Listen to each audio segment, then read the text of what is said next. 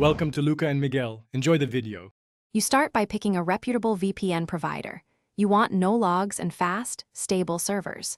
Once chosen, make sure your game account is in good standing and you understand the publisher's rules. Enable two-factor authentication and confirm payment details to avoid interruptions. Then install the VPN app and sign in. Follow the provider's recommended settings.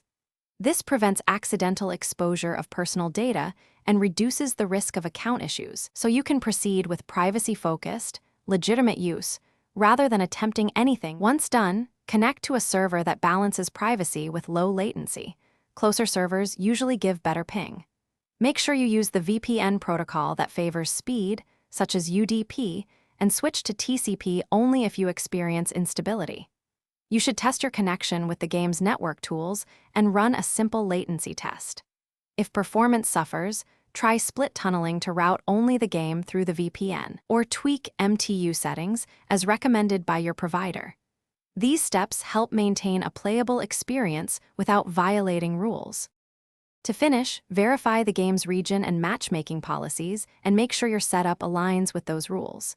If you hit disconnects or high ping, try switching VPN servers or changing the protocol. Often a different node resolves the issue. Make sure you keep connection logs and note timestamps so you can provide details to VPN support if needed. If problems persist, contact the provider for troubleshooting. Above all, use VPNs for privacy and legitimate network flexibility, not to bypass game rules or sanctions. Thanks for watching and please subscribe.